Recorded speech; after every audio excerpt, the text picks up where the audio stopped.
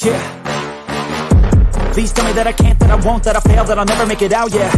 Please tell me all the bad, never good, fill my head full of every single doubt, yeah. Please say any negative thoughts, I pop off when I hear people say I cannot. I get off to the thought of proving everyone wrong, I won't stop to the top, so you better back off and get lost. I'ma stay loud, stay proud, never running out, never heading south. I'll be spreading out, call it word of mouth, can't put me down, I'll be getting loud. You can have your doubts, not what I'm about, have your fucking clout, it be raining now, I keep making sound, go another round, bitch I'm legend bound, can't stop me now.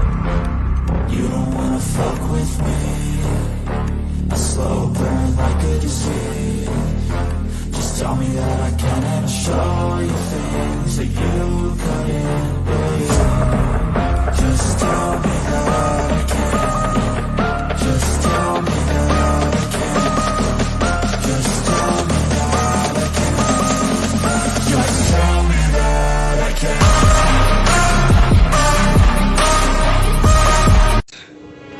It's showtime. Welcome to Friday Night Lights. I am your host, Mikey, and as always, riding with me, shotgun, my boy Tommy. What's going on, brother? What is going on, Mr. Mikey? Happy Friday. I know you are excited because it's Friday and you finally got your weekend. Yes. Because you've been a busy man this summer break. Yeah, well, it wasn't a break for me. Work's been a little different, you know. As you know, I started that new role this year. And a lot of training going on, you know, learning a lot of new things. You know, I was hoping things would die down a little bit for me, but it hasn't yet. But, you know, still hope. Still hope. Just like we're hoping for D-Hop to Buffalo Bills, right? Oh my god. But it's probably but basically what you're saying, it's not going to happen on your side and it's not going to happen on the Bills side. Listen, okay, let's start with the D-Hop talk. We'll start with that first. Sure, why not? I am so over this D-Hop crap. I'll be perfectly honest with you. I am just like, I am so sick of it. Just sign somewhere already, dude. I don't care where it is at this point. Right. You know, because we're always linked. And I get it. D-Hop is an alpha receiver. And would he help the Bills? Absolutely. The Bills don't have the money.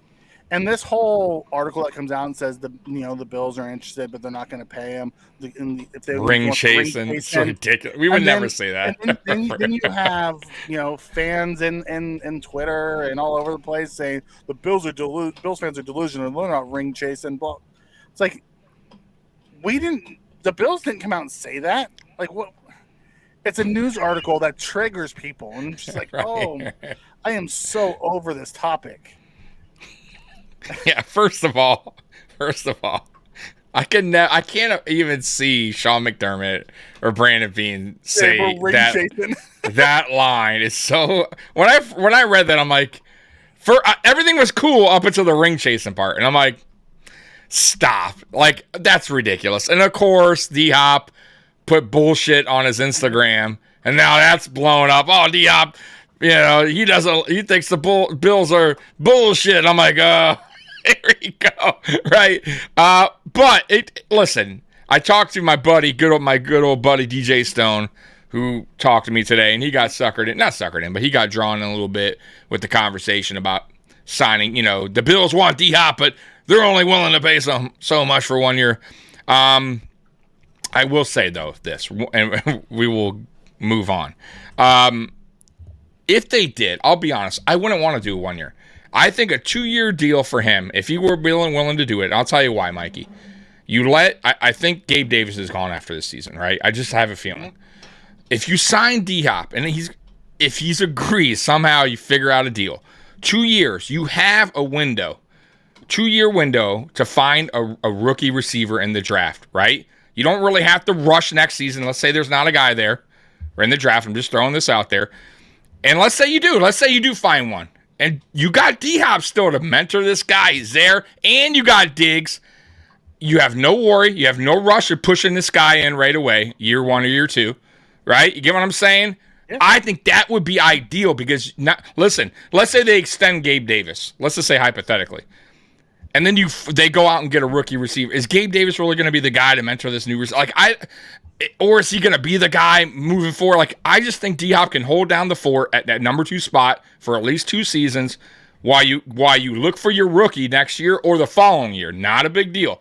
Yep. You know what I mean? And then you go from there. So you're not really losing any traction by not re-signing Gabe Davis, and you got a bona fide number 2, almost a number 1 for the next 2 seasons. Yeah. So I just feel like if they're going to do it 1 year, to me, will almost be a waste. Give it a 2-year deal. Give him some incentives. Make him happy. Give him a certain signing bonus, whatever, some guarantee, and make it work. But if you're not, yeah, I'm with you. It's like, just sign already. Whatever. If you're trying to chase a bag, then get the biggest bag you got. Right. But that's what I would be. That's where I stand with it, Mikey. Okay. So I'll agree with you. I think it should be a multi-year deal. I think it would have to be a multi-year deal just to make the money work. Because that's true too. You're right. Down the line. That is true. You're right. I don't even know if a 2-year deal. I think it would have to be a 2-year with a couple voided years in order to make the money work. Okay. To truly get there. Yep. Spen comes in and says, "Get D-Hop and draft the next Justin Jefferson." It's just that easy. That's what I'm saying. Right. Yeah. Well, if you're lucky, you get the. But either way, though, you draft a good, solid. Yeah. You have a couple years to find that guy. There's no rush, is what I'm saying. If you have a D-Hop, you know what I mean? Because there is. What do you think, Mikey? 2 years, 3 years left. A pretty damn good play left in D-Hop, probably at his age. I think he has 2 years left of the elite D-Hop. I think he has 3 to 4 years left of good football. Then I'll take it. Before he starts I have no problem with that, Mikey. You have to remember, D-Hop has never been that elite athlete. Correct. He's kind of like Larry Fitzgerald in the fact that he didn't ever use speed as his calling card. He used technical route running. He's bigger. He's 50-50. Box things out. Has a really good feel for zone. He just finds it and can sit in it. Mm-hmm. So a lot of that type of stuff. Hands are elite. Yeah, hands are elite. Right. But to go back to what you were saying, from if we hypothetically signed Gabe Davis, I don't think we draft a receiver, because now we have Gabe Davis locked up for multiple years. We have Stephon Diggs locked up for multiple years. We have a first-round pick in Dalton Kincaid. We have Shakir going into year 3. We have Sherfield, who just bought a house here on a 1-year deal. We have Hardy, which is interesting. Years. Like I don't see us spending more money in the skill positions if we sign Gabe Davis. Right.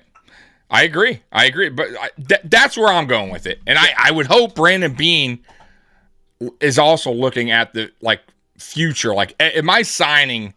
Is he thinking I'm just probably not going to re-sign him? You know what I mean? What I want to know, I wish I knew what was going on in his thought process of Gabe Davis. Because if Gabe Davis isn't in your future, then I think you should somehow figure out a move to make. And once again, though, if D-Hop don't like the money, it's not really much we can do. But I'm just saying, if you could find a way to make it work, like you said, 2-3 years contract, it would be perfect. Gives you enough time. And by the way, you don't necessarily need to draft a receiver next year. You can go to the next season. You know what I mean? Yeah. You have time to kind of mess with it, because there's no rush to find your number 2 is what I'm trying to say. You have it in place, and you know what he can do. There's for instance, if you go and get a number 2, let's say hypothetically you don't get D-Hop and you don't re-sign Gabe Davis. Now we got to find a number 2. Let's say they go through the draft and he's good, but it takes him a minute. Not every player, Mikey, is right out the gate. And now we're going, all we got is Stephon Diggs. You get what I'm saying? And I don't want to be in that position next season when we're like, damn, we don't have Gabe Davis, we don't have a D-Hop, we have this rookie receiver who's still trying to find his way. You know what I mean? I don't want to be back in that spot is what I'm saying. So if you sign D-Hop, you eliminate that problem, and then you have that time to find yourself your quality number 2. You got a couple seasons. That's where I'm going with it. But I don't know, man. I don't know. Yeah. And spend you all right. If you're smart with real estate, you can easily buy a house and flip it. 100%. There was an article about it that talked about how he felt comfortable here. He has a feeling that he's going to be here a long time. It is interesting, though. Most players don't buy homes on a 1-year deal. They rent. They usually rent, So some players even stay with other players if they're young, like the younger guys. They rent a room. Yeah, I'm not even joking. They could do what they want. But listen, the salary cap can be flexed however you want it to be to fit any guys under. There's multiple ways to do it. You know, it's does it make sense to do it? Do you have a role for him? And does the what do they call it? It's the value. You know what I mean? Is the value worth it? You know, your value on return. Right. I think it is. It's just I don't know what he wants, right? And I don't think anybody does. We're guessing the OBJ money. Yeah, right? Is that he wanted the OBJ deal? Is that was the right? Report. Right. I don't know. Nobody really knows. Right. He could be wanting more. I have no idea. You know, listen, man. At this point, we're gonna keep going through the cycle until he signs with anyone. So, listen, I'll still report on it. I'll still talk about it because it is news, and we're in a phase right now. There's not a lot of it, but there will be in 12 days because training camp starts in 12 days. So it does. Yeah. So just some around the league stuff. Joe Mixon restructures his deal to stay with the Bengals. There's a lot of talk about him getting released. Jets and star defensive tackle Quinn Williams agreed to a massive $96 million deal. Second highest defensive lineman. Yep, getting paid, which is crazy knowing that they're on the hook for like $100 million for Rodgers next year. How do they have the money for that? That's the question. They all GMs figure it out, buddy. Good GMs figure it out, Mikey. Yep. And Joe Douglas is a good GM there, and he is in New Jersey. ESPYS, Deion Dawkins. Did you see his outfit? Yeah, you mean his coat? Yeah, his coat. I did it to show up with with an offensive line body like that.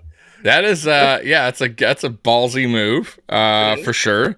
But hey, it's the ESPYS. It's not the right. It's not the big time like the Globes or whatever. Like like so.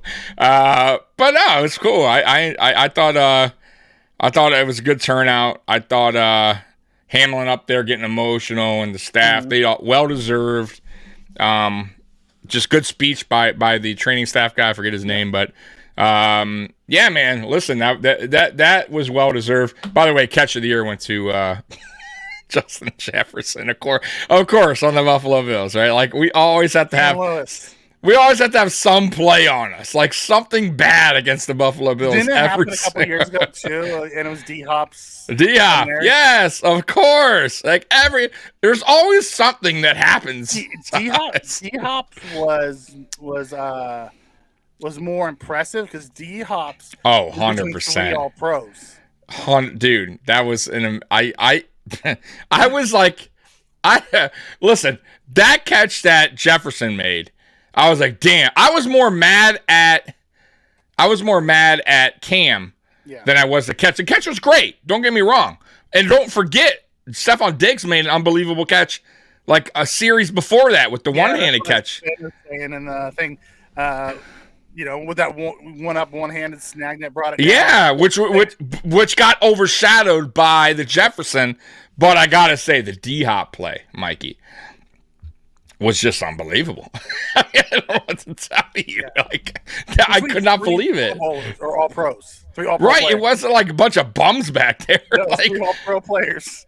Dude, and it wasn't like he barely got, like, he got that thing with no problem. No issue. And he knew it right away. He out-jumped all 3 of them. Dude, but he didn't even lose control. Raw! That's it. Like, amazing. And I was stunned. What can you do? At that point, you got to tip your cap and move on. Because that was an unbelievable play. It sucked. It was against us, but it is what it is. No, I agree. Pat McAfee roasted Skip at the ESPYS. Oh, I know. That was hilarious. I'm not gonna lie. Like, he was looking out for his buddy Shannon Sharp. Yeah. Shannon's going to ESPN, right? Probably. I mean, it hasn't been official? I don't think so yet. I don't think it's been official yet. I think he's still trying to decide. Yeah, and Scott says that Hamlin thing was fire. I thought it was really well done. Also, what really boils, what really makes me mad and boils my blood is I'm starting to like Kelsey and Mahomes. Like I'm respecting them as humans, as they were the first ones out of their seat clapping. And then I listened to the Kelsey Brothers podcast, and I actually like him. He's actually a good dude, and I don't like that I like him. You don't like that? You like who? I missed what you said. Kelsey. Oh, dude, that one. Yes, that was a good interview. Yeah, but I'm just saying they Jason and Travis have a podcast, New Heights podcast. Yeah, I haven't watched any good. Yes, it's really good, and Really? I hate that it's good. And Travis makes you like him. He's so relatable and down to earth, and makes fun of himself, and is like doesn't take himself too serious. And I've watched the ones with like Mahomes in it and stuff. I'm like, fuck, I like him too. I don't want to like these guys. I know. But, I don't want to watch that quarterback thing on Netflix because it's with freaking Mahomes, and I'm so uninterested. But I've heard it's really good. But I'm like, oh, man. It's like, because I know they're going to be talking about Josh at some point of the Bills. And I did see a snippet of Mahomes kind of not talking trash, but basically saying last year when he was, I guess they asked him, who'd you rather play? And he said he'd rather play the Bills than the Bengals because we're an easier matchup. Hashtag delete the tweet, Skip. Oh, my God, man. Yeah, that was hilarious. That was hilarious. Yeah, so, and then Hall of Fame, our boy, Steve Tasker, semifinalist. We were talking a little bit about this before we went live. Do you think he's actually going to make the Hall of Fame someday? I don't know. We were talking about this before we came on. There's a few players. He's one of them. Devin Hester, and I know he didn't play for the Bills, so I don't know how y'all feel about it. But if you're the best at your position, guys, or one of the greatest to do it, and I truly believe in. And listen, I know he's a hurricane. Y'all gonna get on me, but Devin Hester was probably the best kick returner ever. I'm sorry, in my opinion. And if some can argue, fine, that he's up there, top 5, top 3, whatever, but he 100% deserves to be in for what he did. Because, man, look at the Super Bowl. Teams do not want to kick to that dude because he will score on you. And it was funny because if you go back to that Super Bowl, I think it was, Belichick, right? I think it was the Patriots, correct? No, who was it? That was Indy, Chicago. I'm sorry. So the Indy coach at the time was like, he was like, go ahead, kick it to him. Like he wasn't, and then he's like, scratch that after, don't kick it to him again. So, because I guess he thought like his team would get, I don't know what he was thinking, but yeah, going on Tasker. Listen, man, Steve Tasker changed special teams. He was the man at it. He was the best at his position for many, many years. And he's been a great person in the NFL. Like he's been a standout guy, man, right? Like with the NFL in general, he's been an announcer. He's been, you know what I mean? On and off the field, great guy and a great football player at his position. So it makes no sense why you wouldn't put certain guys in because of their position. It just makes zero sense. Like if you're the best punter, okay, put that motherfucker in. I don't care. It's not gonna. Who's gonna get upset that Steve Tasker went into the Hall of Fame? Like, really, are people really gonna get that mad? Like, I don't understand how the NFL is so picky because there's guys in there, honestly, Mikey, like old school guys. I was thinking, like, damn, like their stats aren't that great, and they're in there. So it's like, come on, man. Let's stop messing around here. Put these guys in, the guys that deserve it. So. Yeah, man, I'm all for it. Hester and Tasker, put them in already, and let's move on with that. See, my thing with the Hall of Fame is when you change the game, the way it's played, you belong in the Hall of Fame. You know, and right. Tasker helped, create the special teams only player. Right. People like, Matthew Slater owes his whole career to Steve Tasker and what he was able to do. Mm-hmm. Tyler Matakevich, who's only a special team standout. That wasn't a thing before Steve Tasker. Right. You played special teams, but they didn't keep you for that, and Steve Tasker made it a thing. He should be in the Hall of Fame. I don't think he's gonna get in because people are dumb. but right. he should. Oh, any other? Did you hear about the what was his name? Tony or whatever, the Chiefs guy from Corday or. Yeah, I can't pronounce his first name. I forgot it. It's just Kadarius Tony, I think. Kadarius Tony. Yeah, you heard about. I kind of told you a little bit. Yeah. So some Giants fan was basically trolling him on Twitter, and he got sucked in, and he messaged this guy, direct message, a voice message, Mikey, talking trash, saying Daniel Jones bitch assing. Calling him, blowing his phone. It's like, whoa, like, dude, you can't let people like get you, because there's you know how many trolls are on Twitter. Like, I am shocked that he got suckered in to a conversation and then sent a voice message on top of it. It's like, bro, you miss Daniel Jones, dude won a Super Bowl with Patrick Mahomes. He ain't missing Daniel Jones. So, I know it's but the guy suckered at him, obviously. You know what I mean? And he's talking about Daniel Jones blowing his phone. It was just so funny. Real quick, Mikey, real quick before we jump on to the next thing, I did want to get your thoughts on this because I did a video on this and I am curious on it. I actually added a few players to this list and I want to know your thoughts. So I'm going to share this screen with you. All right, because this is good because I don't think we talked about this during the week because you're a busy guy. So, Bills Wire did this article of who are the Bills' biggest draft steals of the past decade. Okay, so I'm going to go through their list real quick and we could talk about it, okay? Before I'm going to quick go and then we'll go through the guys, okay? So, first guy they got, Wyatt Teller, okay? Next guy they got on the list, and by the way, real quick, I'll go through the list. So round 5, Wyatt Teller, 166 in 2018. Okay. The next guy they got on this list, Dane Jackson, round 7 in the 2020 draft, 239 overall. The next one, Matt Milano, which obviously we all agree on, round 5, 163. The next one they got, Teron Johnson, round 4 in 2018. And then they got Dawson Knox in round 3 in 2019. And that is it. So, let me get rid of this. What's your thought on that list, real quick? And I added 2. When I did the video, I did add 2. Who'd you add? 2 guys that were honorable mentions. You want to know my honorable mentions first? Okay. You're freezing up, by the way. Or you're catching up now. There you go. All right. So, I did put Singletary in. Because he's round 3, and I thought his numbers were, honestly, I would replace him over Dane. I just feel like he did better. I think his numbers. I'm just now honorable mention. Return on value. Right, but I think round 3, I don't think that's bad. And then I added Tyler Bass, round 6. He's one of the better kickers in the league.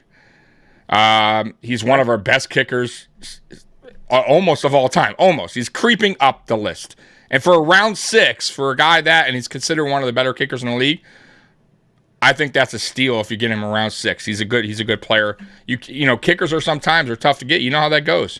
People go through kickers all the time. So I just think you could kind of replace a Dane Jackson with maybe one of those 2. But go ahead. I'm curious on your thoughts. I'm 100% with you on Tyler Bass. Devin Singletary produced as a 3rd-round draft pick should produce. I wouldn't say he was a steal. Now, I don't think it's all Devin Singletary's fault because I don't think he had a great offensive line while he's here. But based off of his production here, I think it was a fair value. Not a lot of carries either, too, by the way.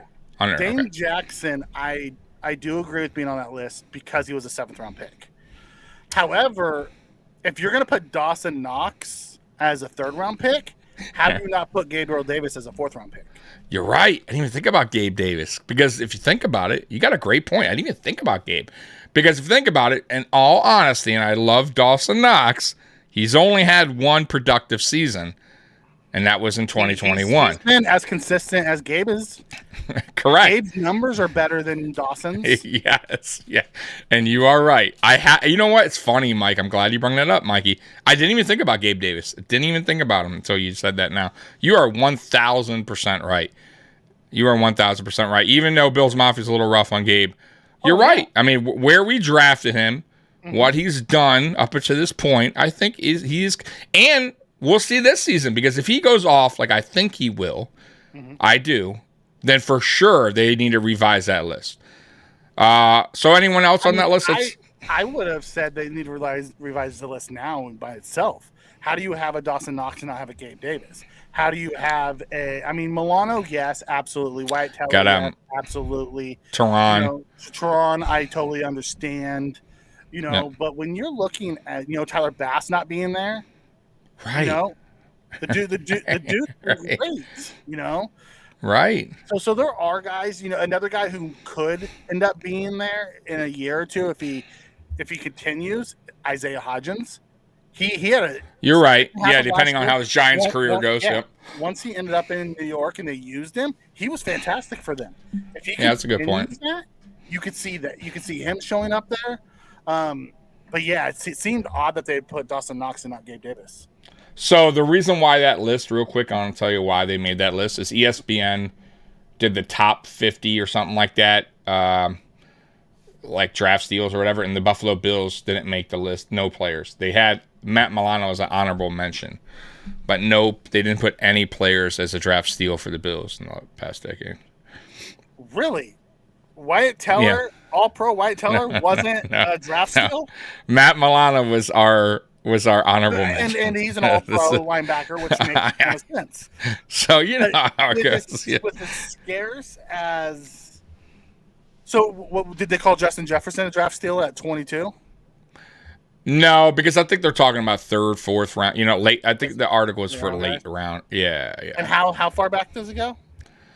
Well, on our list, it looked like 2017. The ESPN list. How far back? It just said top 50. It's same thing last decade. Yeah, last decade. Oh, last decade. Okay, so Tom wouldn't be part of it then. Right. Did they? I wonder if they put like Brock Purdy in there because he was a late round quarterback who looked halfway decent the second half of the year. Like no, because it's criteria. I think it's too soon. Okay. I'd be interested to see that top 50 list and see how they left those two guys off. Because I would say Milano and Teller are probably the two that should be on it of all the NFL. Yeah. Creed Humphreys could be on it. That guy's a second round pick. Now I didn't look at the list. I didn't see their official list. I only went on. You know what I mean? So I don't know. It would be interesting. I wish I had that pulled up. Maybe I could pull that up while you're talking. Let me see here. ESPN. It would be. It'd be really. I'll tell you right now. Let me see here. Okay.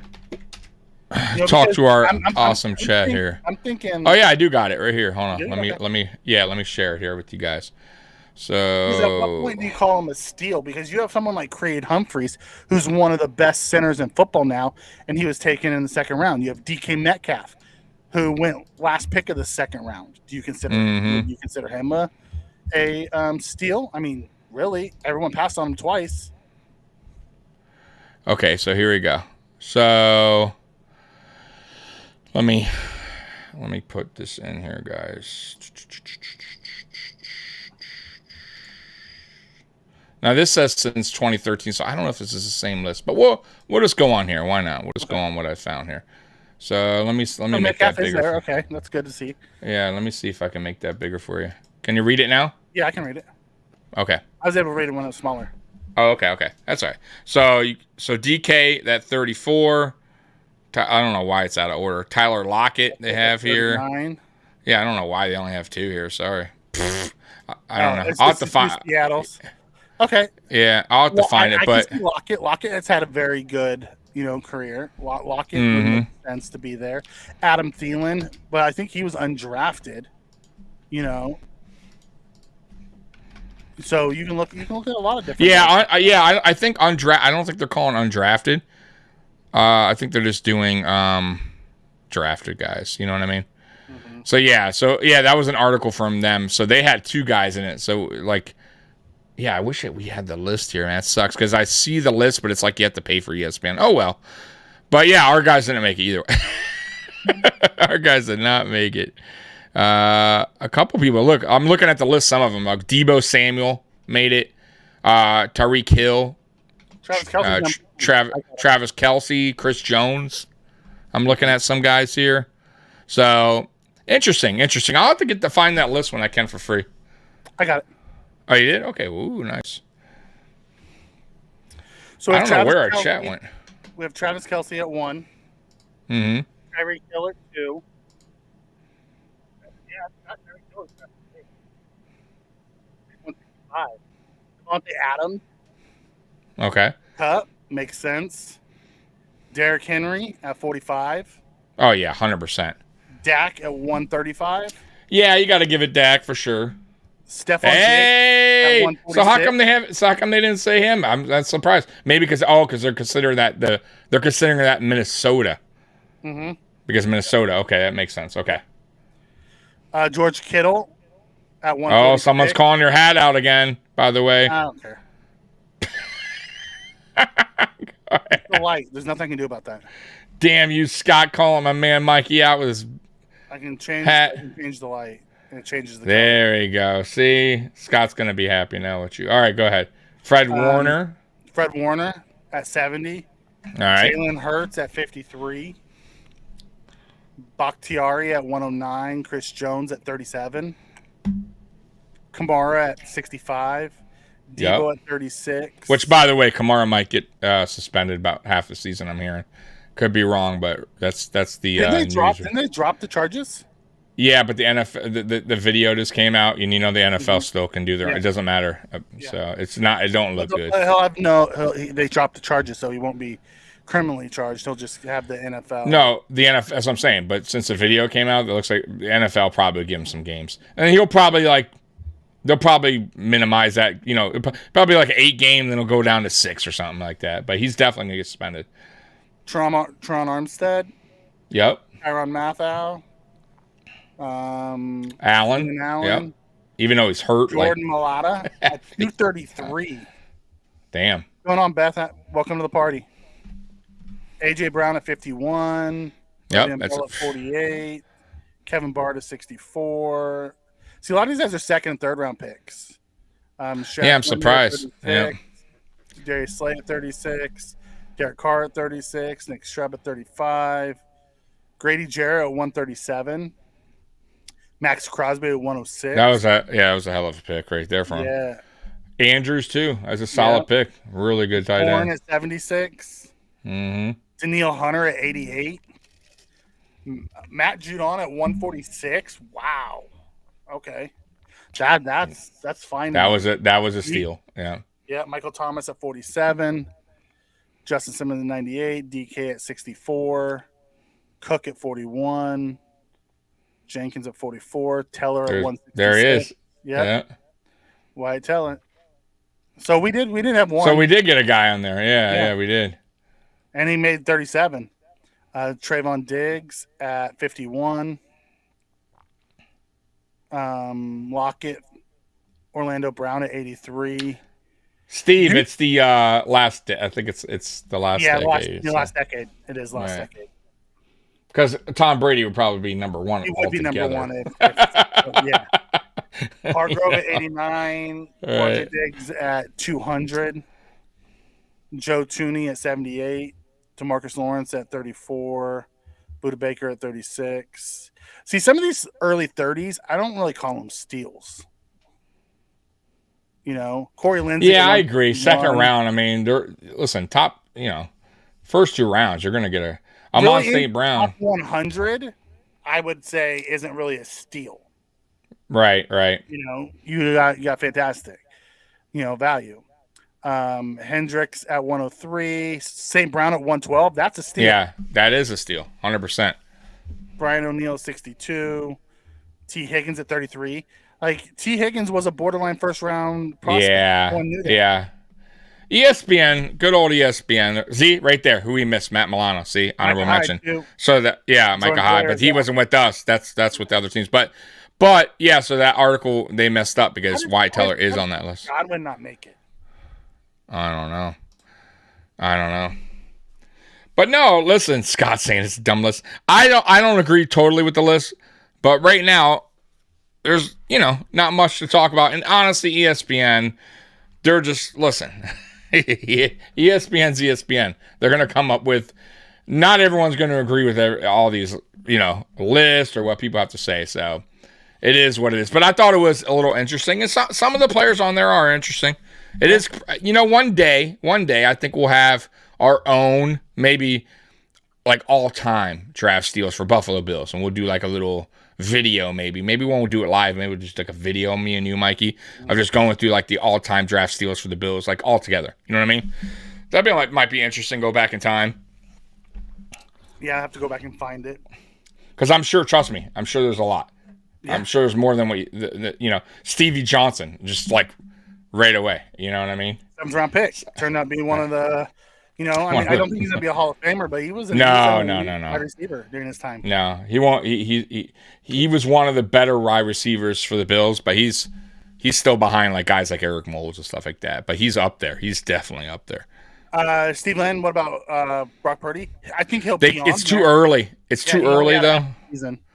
Yeah, and I don't. ESPN going broke. ESPN is owned by Disney. They are not going broke. They're just cost shedding. They're just firing everybody, and I think what they're doing is they're just restarting almost in a way. Mm-hmm. Not restarting, but kind of like. They're changing their model.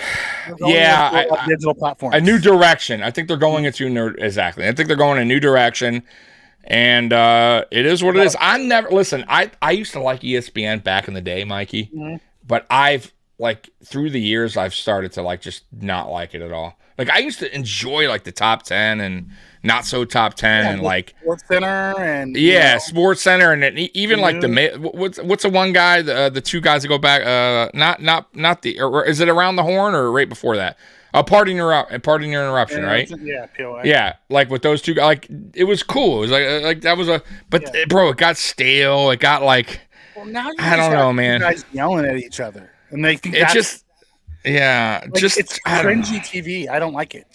Right, FS1 is a little better, but they're not. No, they're not far off. They just ripped off the same thing that ESPN right, did. They're not far. Yeah, and they got some annoying guys on there too. I miss the Cowherds, the Eisens, the Dan Patricks, the legends of the game. Sitting around and listening to Chris Berman talk made it. Right. It was interesting television back then. Mm-hmm. They don't have those guys, or Stuart Scott, may rest in peace. He was a good analyst. It was you could listen to him and feel like you were learning something. Right. Yep. And by the way, Scott. So Pat McAfee, they put all their money in it with him. Disney's not going broke. I'll tell you that. No, they are not anytime soon, man. Disney owns them, and Disney ain't going broke. But doesn't mean doesn't mean that they aren't losing viewers though. I can promise you, they've been that's probably why they're going in a different direction. That and they're getting rid of a bunch of bloated salaries. So I mean, yeah, and it's not, and they're obviously they're trying to mix it up. So bringing on Pat McAfee, I think will help, but you need more than Pat McAfee, bro. Because the thing with Pat McAfee, and I love Pat McAfee, but he really is a football guy.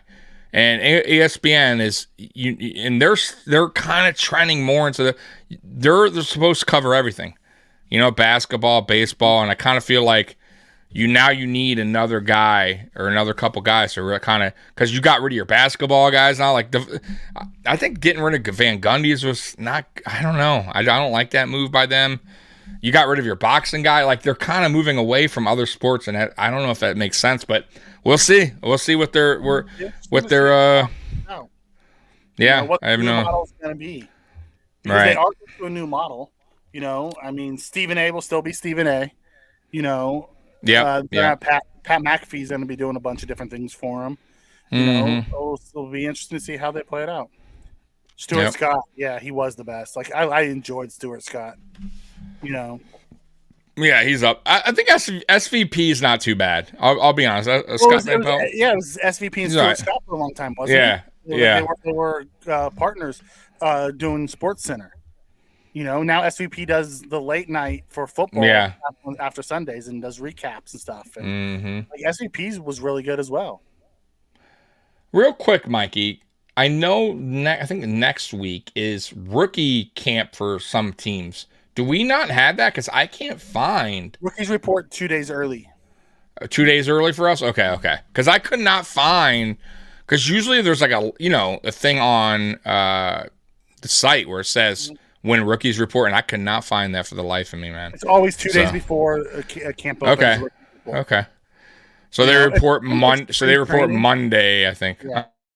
Training for baseball where pitchers and catchers report before everybody else. Rookies report 2 days before everybody else for training camp. And it's just to get them in, get them acclimated to what camp's going to be like and all that stuff. Mm-hmm.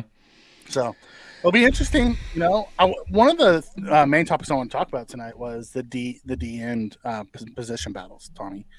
So when we're looking at, let's just take D end for itself. We have Vaughn, who's probably going to end up on PUP. We know that, right? So our starters are most likely going to be Floyd and Rousseau, which I'm super excited about. And once Vaughn comes back, having those as a three-headed monster is going to be a lot of fun because you can always slide Rousseau down into the D tackle and run a NASCAR package of Vaughn, Oliver, Rousseau, and Floyd. So that will be a lot of fun.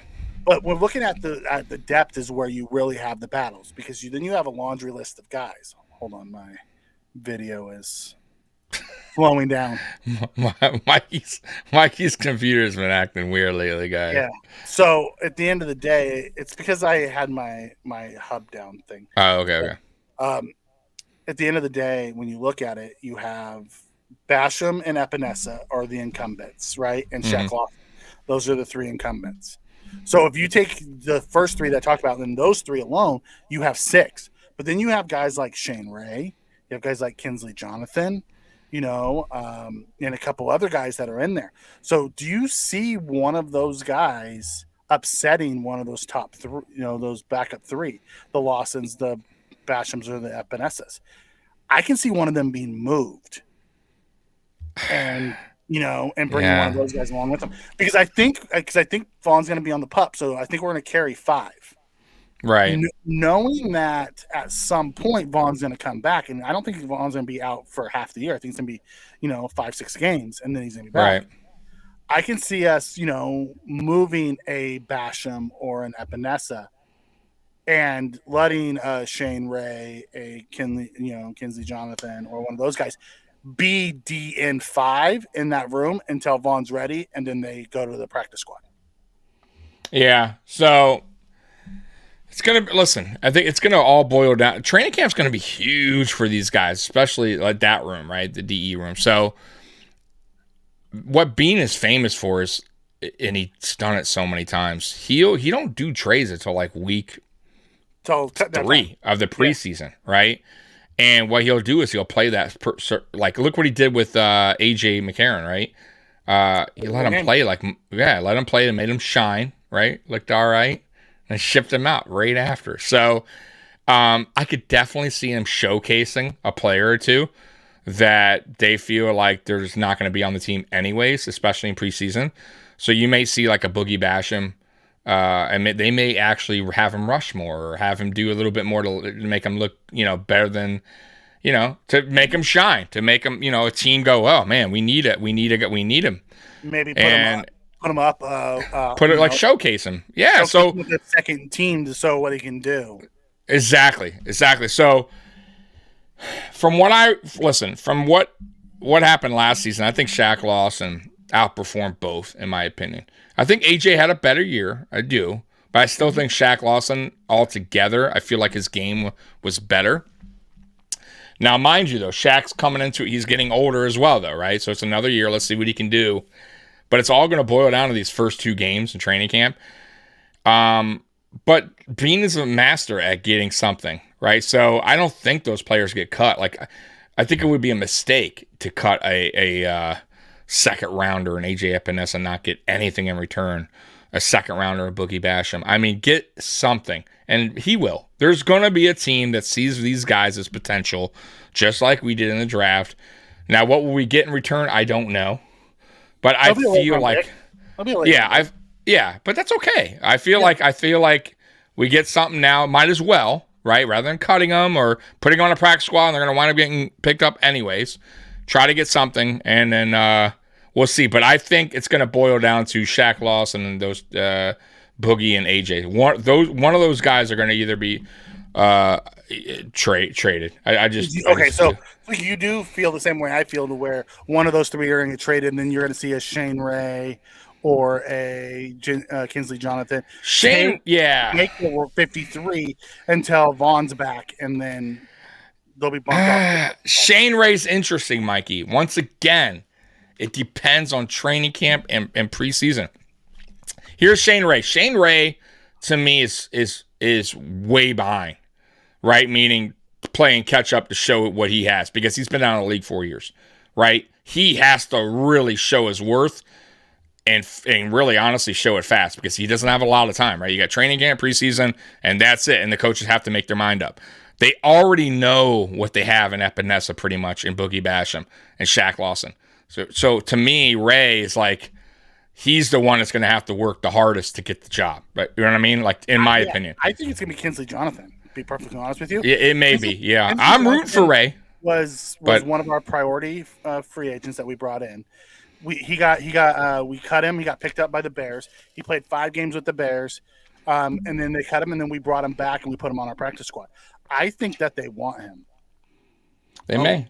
We have Steve Lynn. I hope Big Jordan Phillip is healed 100%. If he's healthy, he's a 9-sack dude. He's a 9-sack dude if we give him enough snaps to be a 9-sack dude. That's right. You know, with Puna Ford now being there, as well as, because we have 5 defensive tackles that will be rotating now. Mm-hmm. I don't know if he'll have enough snaps to be a 9-sack guy. Right. I could see him being a 6-sack guy if he is 100% healthy. I agree with that. You know, but I agree with that. I agree with that. I agree with that. Especially with the additions of Puna Ford. Yeah. By the way, real quick, Mikey, Red, White, and Bills. He's a new. Just subscribed to us today. He actually has his own YouTube channel. So, guys, man, check out his YouTube. He may come on as a guest. We may go on his channel as a guest. So help him out, as he's just started out. So, good guy. Anyways, shout out to you, man. Yep. But, yeah. Here's a question. Go ahead. Yeah, he comes in and says, I'd hate to see Boogie or AJ go. We've seen flashes, but it's hard for them to truly show out with their playing time. Here's the thing. AJ, we've seen I wouldn't even say their playing time. That they haven't showed up because of playing time. I think they haven't got the playing time because of what they've showed to this point.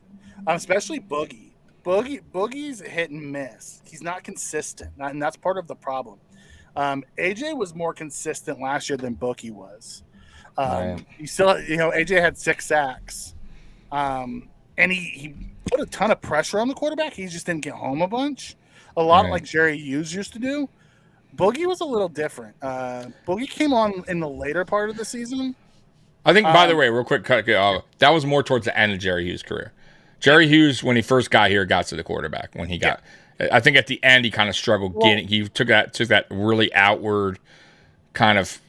He went way too far out. Yeah, and maybe that worked. I don't know, but he did get, when we initially had him. He was an absolute dog getting to the quarterback in the beginning. Well, you also have to remember. But look what he did in Houston. Tackles that would push, and that's the difference. If in Houston, those defensive tackles that would collapse the pocket. That's right. And that's right. A wide turn, and he hit the quarterback. Right. You're gonna make that's a great point. That's a great point. That is a great point. We didn't have that deep push, so he would just get his arm on the quarterback, and rather than they would just step up. They would step up. Yeah, step up. No one in their face. Yeah. I agree. So that's to go on that. So AJ, here's the deal with AJ. He's weird to me. Like, I feel like his first year, I kind of felt like it was more coaching that kind of messed him up. They made him lose weight, right? It just didn't work for him.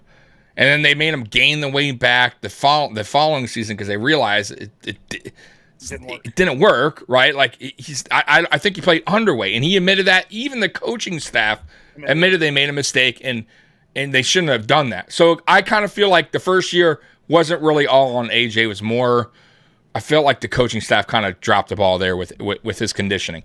Then moving forward, I just feel like he's a step behind But last year, I kind of felt like having Von Miller on the team, maybe it helped him a little bit because you kind of saw he did do a little step forward in his progress. But I still feel like that may be the best you see out of an AJ Epinesa. I just honestly, guys, too, man, I don't want to shit on the guy because I think he's an NFL player. He's a good player. Like, if you're in the NFL, you're a good player. Yeah. I just never saw the high ceiling even when we drafted him. I thought he was an athletic guy. No, AJ. Even Boogie, I'll be honest with you. Both. But AJ more because AJ and that year was kind of our first round because we didn't have a first round. So he was our first pick in the second round. And I kind of feel like it was one of those picks where it was like, oh, yeah, it's AJ. It was funny because usually no one has it right? Or like, who's the Bills going to pick? Everyone that year was saying AJ, like everybody. They're probably going to pick AJ. They had us in the first round taking AJ.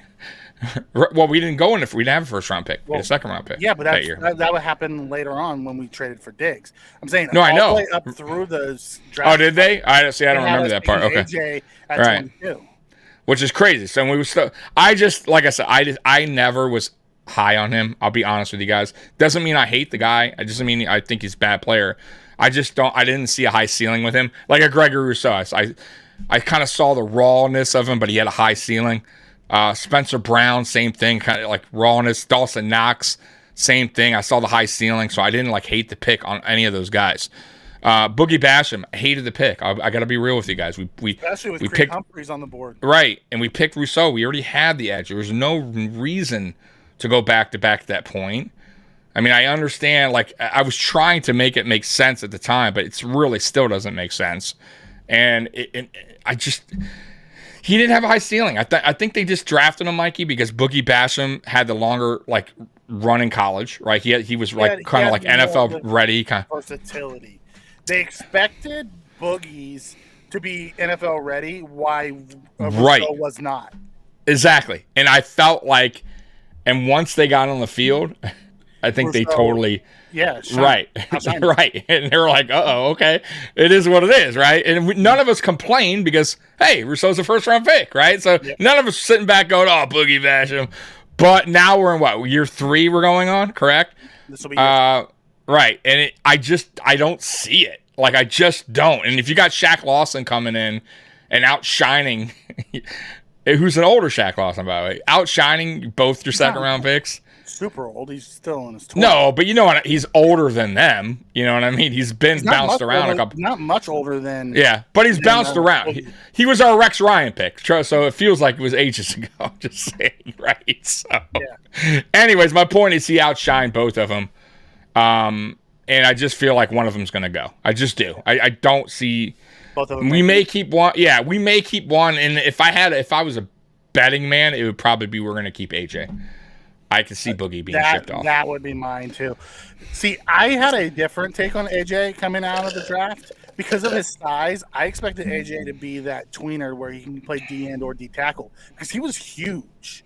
No, he did it in college. He's a physically. His family, Mikey, they're athletes. Like they are that dude is a like freak athlete. But go ahead, Mikey. Go ahead. Sorry. Yeah. So. You know, I expect. You know, I didn't have a super high ceiling on AJ, but I had a really high floor on him. Okay.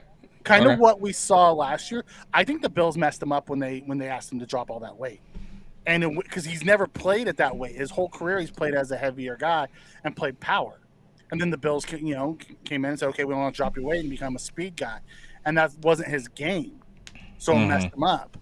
And I'm with Steve. I believe AJ is much better than Boogie. Boogie was kind of a finished product coming out of college. There wasn't a whole lot of room to grow. That was where I was going with Mikey. He's like already a finished. Like what you saw was what you're gonna get. Like, you know what I mean? I liked what I saw in college. I didn't know how that would work here. As a DN4, DN5, Boogie's fine. Right. But you're drafting a DN4 in the second round? Really? Right, yeah. That didn't make a ton of sense to me.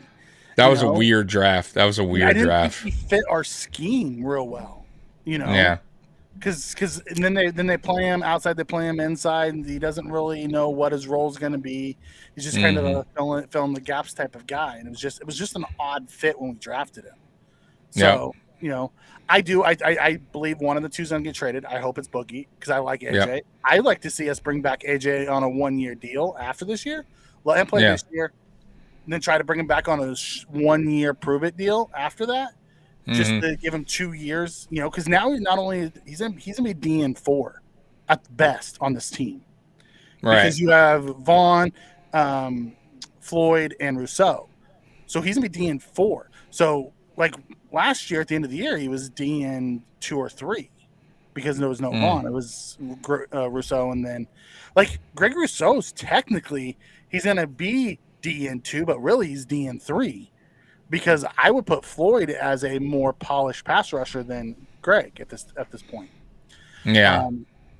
So it'll be interesting to see how all that plays out. I would like to see Boogie shipped out, and then I'd like to see Kinsley Jonathan or Shane Ray earn that spot. If not, just run the 4 DNs and open up a spot somewhere else. You're behind, Mikey. So I know. Jump out, jump back in. I will. Mikey, we're going to do a GoFundMe for Mikey's computer. It's nothing to do with my computer. It has to do with the internet. I don't know what's going on. I'm going to yell at Who you got? Comcast? I'm going to call them right after we get off this. I'm going to say, "Don't you know?" I'm even hardwired in, and I pay outrageous amounts of money. We go Friday Night Lights is live. My man Mikey is behind. This is outrageous. Yeah. Anyways, we had a red, white. How do y'all feel about Shorter? I'm excited about his potential. I am too. I did a video. I don't know if you saw that, Red, White, and Bills. I did a video on that. I always like to do videos after the draft about like the steal of the draft for the Bills. He was one of them. I did one last year on, or the year before. Who did I do one on 2 years ago? I did one on, what's his name? The receiver as well, and he did not make the team. Marquez Stevenson. And I was wrong, but I still thought he had potential. And he almost looked like he did. If you saw the preseason, he returned a punt return, the kick return for a touchdown, and then he just got hurt. He could not stay healthy. And that is my concern when it comes to Shorter. I think Shorter has a great upside. He does. Like his ceiling, once again, a guy with potential, a ceiling that could be high, a player that could. Right. But the dude has had injury after injury after injury. And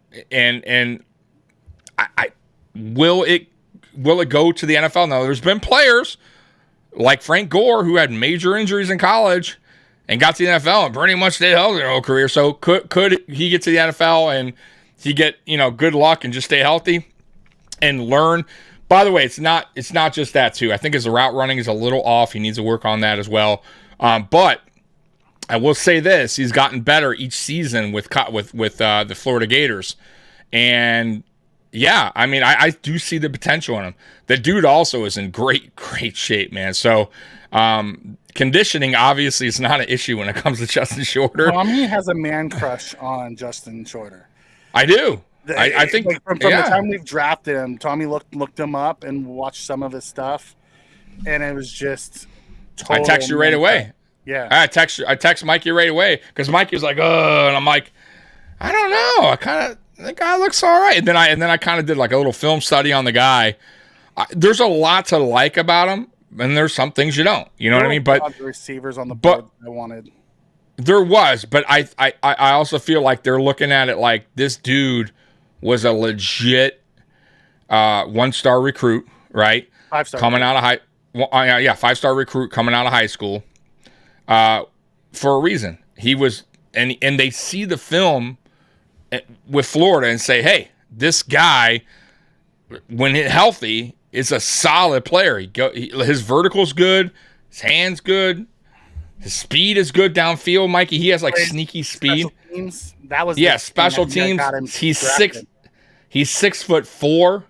So like red zone work, he'd be a perfect target for Josh on the So I just don't know how. I don't think he'll be ready in the first 2 years. How about that? Yeah. I think he's a player that they're going to have to slowly develop. And we'll see his potential in, like, if he's anything by year 3, right? I don't think you'll see it year 1 or year 2. We'll see by year 3. And by the way, he'll have to really earn that, because by year 3, you would think the Bills by then have already moved on from Gabe Davis, obviously, and found a number 2. So he'd have to be competing or resign him. Maybe. I don't think it's going to happen, but and then Shorter's going to have to compete for that 3rd spot, right? And by then, what about Khalil Shakir? Is he already a dog at there? You know what I mean? So Shorter has a long road to go, put it that way. So he's going to have to earn his mark on special teams, like Mikey said. That's your first gig. Earn that role, because you all know. Because he did it in college. He's a core 4 special teams player in college. Most of those elite wide receivers don't have that mentality of playing. No, that's true. You're right. They don't want to. They don't want to. Right. The fact that he did that in college and he comes into the league, he has the skills to be an elite receiver in this league. Can he put it all together? Right. Exactly. Does he have the mentality to put it together? Because that's what it all comes down to. All comes down to what's upstairs. And McDermott loves special team players. So if he could show his worth on special teams, he'll make the team. Like, that's, I mean, look what he did for the guy, Kumara. Yeah. I mean, he was on the team for special teams, really, And we lost Hodgins because of it. But that's we did? Player. You're right. That's another topic. If Hodgins could have played special teams, he would have been on the roster. No, you're right. They would have definitely, if he played, they would have cut Kumara. I can almost guarantee that. Because you're he was right. a better receiver, but he couldn't play special teams, and that's what's going to get, Shorter onto the roster. It's his special teams work. If he makes the roster, it's going to be because of special teams. No, I agree. Yeah, what up, Jay Stone? Done 716 comes in, says Shakir has a spot on the roster. Book it. Oh, 100%. I think he's going to have a bigger role than a lot of people are talking about. I do too. I mean, listen, I keep telling you, what I like about him last year was just, I felt like he was so mature for a rookie. The moment was never too big for him. I just felt like he went on, he stepped on the field, did his job. He talked mature, like when he did interviews. It almost sounded like a veteran. He really handled the game wasn't so fast for him, I felt like. Now, he does need to improve on blocking. That was a problem for him, which I got to be honest with you, a lot of Bills receivers last year was very poor blocking. Not just Shakir, but we have a Trent Sherfield in the house. Yeah, but he needs to work on that. But his hands, I thought he was pretty solid. I thought he came up with some pretty big plays last year, when needed. Down the stretch. So yeah. Yeah, and I think the yak was good. Yards after catch was something that we've been not very good at. Yeah, and I felt like he was a fresh breath of air, kind of say, when it comes to that. So, yeah, man, I think Shakir has potential to be a very good player in this league. And I think he'll get his opportunities this season. I do. I really, really do. And Dunn makes a very good point here. He says every time Shakir had a shot, he showed up. He can play inside and outside. 100%. When we drafted him, everyone just assumed he was a slot-only type of player. He proved last year that he could play outside as well, which will help him earn more reps. No doubt. I think he can play both. Sherfield's good at blocking his own punt. His butt's good at blocking punts. Hey, man, Jason, I'm telling you, Sherfield, man. I'm going to tell y'all, man. Sherfield show up in the receiving game. I'm telling you guys. I at first I was like, who the hell is...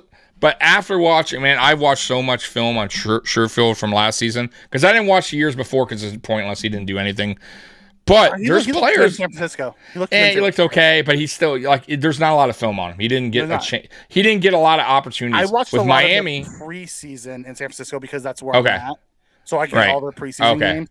So and he showed up on film there. Absolutely, okay. He looked like the best player on the field when those units were playing. There you go. So I watched mainly last year his games, even against us. I'm telling you guys, he's sure-handed. He has good hands. He's good size, obviously good speed, very fast, taller receiver.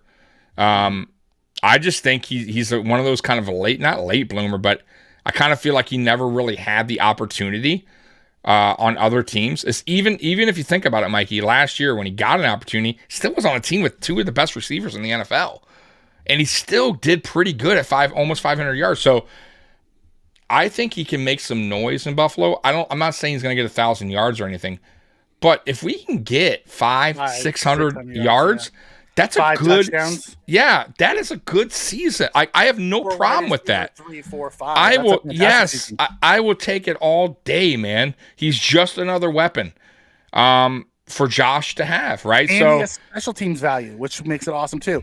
And I want to hit That's right. Steve's Yeah, go comment ahead. real quick. Said, didn't Shakir run the wrong routes on plays and miss blocking assignments, and he didn't know the playbook? Early in the season, he didn't run the wrong routes. He missed some blocking assignments bad early in the year, and it's the reason why you didn't see him early in the year a lot of times, unless he was Correct. forced into action due to injury. Down the stretch, he was fine. He wasn't a fantastic blocker, but none of the Bills receivers are fantastic blockers. He got better as the year went, and he played his best ball in the playoffs. And to touch on that too, I want to go back to last year too. So the receivers, like, if you guys remember, right, to start the season, and let's just go back to training camp. The depth roster at receiver, Shakir. I don't think Shakir was really meant to see the field much last year, because if you go back, it was Diggs, then Davis, then Crowder, then McKenzie. Those were your guys, right? Those were your main guys. When Crowder got hurt, McKenzie stepped in, and then Khalil Shakir had to kind of come in, and I kind of feel like Josh Allen right away, he was still trying to go to his guys, McKenzie. Mm-hmm. So it was one of those things where I kind of felt like he was pushed into something right away, where I don't think they wanted that to happen. I kind of feel like they wanted him more to learn, kind of like Spencer Brown was kind of forced into his spot. So I kind of feel like Khalil Shakir kind of had no choice last year. So I felt like maybe that's a good thing going into this season, because now he's got pushed into action early. You know the playbook. You're familiar with Josh now, and that's good for him. So now this coming up offseason training camp, Mikey, he's already familiar with Josh. He's familiar with Ken Dorsey. Mm-hmm. He's going to have the plays down now, the assignments, the blocking. You got to remember all that stuff. How much time did he really have, Mikey, in preseason? You get what I'm saying? Yeah. So going out there last year, getting pushed into a role where he probably wasn't even meant to see, I kind of feel like those mistakes will happen. Yeah. For a guy that wasn't supposed to who didn't get much time anyway. So he was learning on the job, let's say, right? Mm-hmm. So let's see what happens this season now that all that's behind him. And I still feel like even with all that being said, he made some big plays, guys. Like, go back and watch some of those games. Go back, watch the Baltimore game. Go back and watch the playoff game. He was fantastic right. against No, you're right. He's one of the few shining, bright spots in that game. Yeah. You're fantastic against I agree. So yeah. It was one of those things. Let's go with Dunn. He says, the only issue I have with Sherfield is when he looked at Miami, look at the 2 receivers. But look at Buffalo. He has 2 fantastic receivers next to him here, too, with Stephon Diggs and Gabe Davis. Say what you want about Gabe Davis. Gabe Davis was solid number 2. He was a solid number 2. He disappeared at times, but at the end of the day, what are you going to expect from a number 2?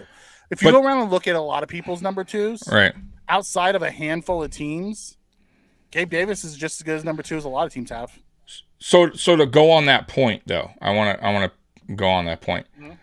That actually is good, because listen, if you got 2 guys that are getting majority of the targets, and your third receiver steps up and gets nearly 500 yards, that is exactly what you want. That's if he got less than that, if he did 200, 150, bad catch percentage, bad drop percent, then you go, not even a good 3, right? Mm-hmm. I felt like go back in Buffalo Bills history, right? Josh Reed was your classic number 3, got 500 yards, right? Eric Moulds, Peerless Price, they got over 1,000. Your third receiver did his job at 500.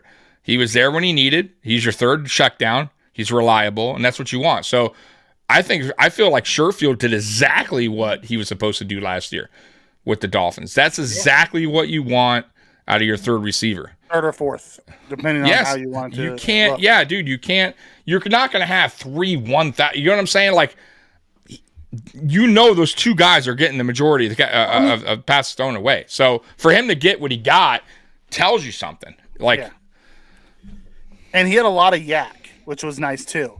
And I want to hit on Spin. Spin is right. Davis was also used in a very limited role as an outside receiver. He ran like 5 routes. That was it. Like they didn't get creative with him at all. It was deep, a lot of deep. Yeah. He was like mainly deep comeback stops, outs, digs, things like that.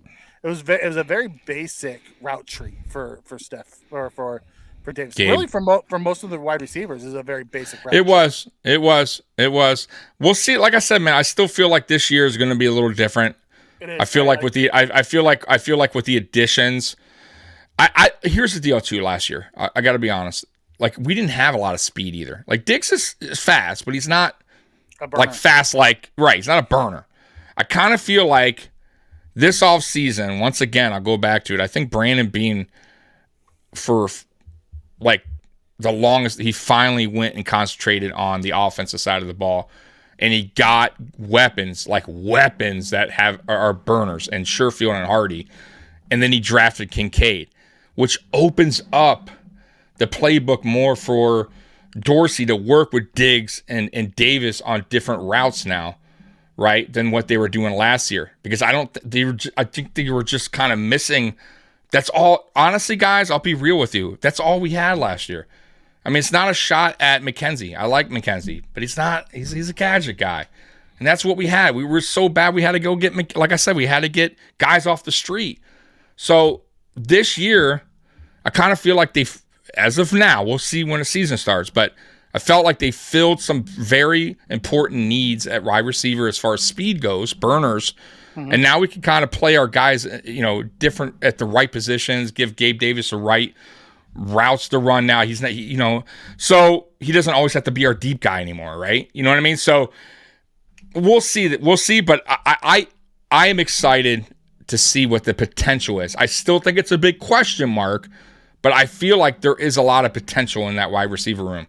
We just have to see it, Mikey. You know what I mean? I honestly believe the offense they wanted to run was that incorporate some 12 personnel. And because O.J. Howard just, flamed out in training camp, right. I forgot about Howard. I think that, took a lot of the playbook and we had to flip the switch on a lot of that forgot. stuff. You're right.